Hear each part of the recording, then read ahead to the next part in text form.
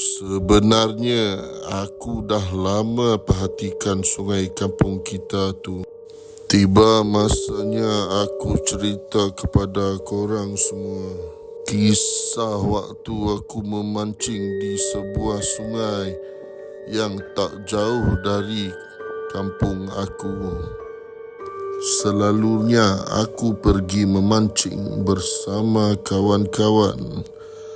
Tetapi hari ini hati aku tergerak ingin pergi mancing sendirian.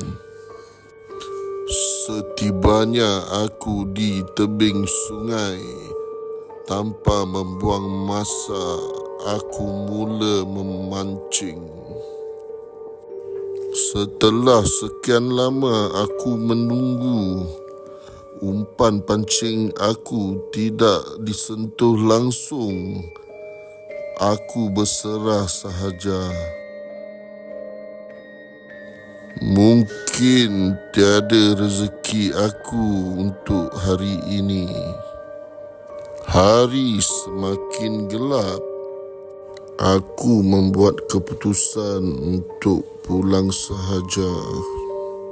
Semasa aku hendak mengemas peralatan mancing aku, tiba-tiba aku ternampak sesuatu yang aneh di permukaan sungai. Memandangkan hari gelap, aku abaikan sahaja.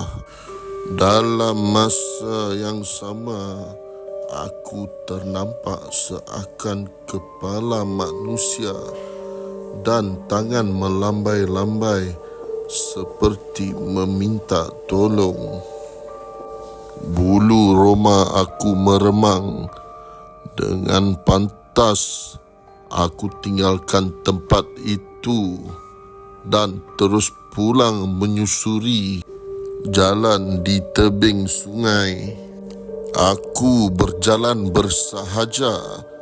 Kakiku seakan tidak memijak tanah. Bisikan hatiku, oh, apakah ini semua dugaan atau mainan bayangan semata-mata? Tidak lama aku berjalan, tiba-tiba aku terserempak dengan suatu lembaga putih. Jarak aku dengan lembaga itu lebih kurang 3 meter sahaja di hadapan. Aku terpaku, hampir rebah. Dalam masa yang sama, aku teringat pesan orang tua-tua dahulu. Kalau terjumpa sesuatu yang pelik-pelik, jangan ditegur. Anggap saja tiada apa-apa di hadapan kamu.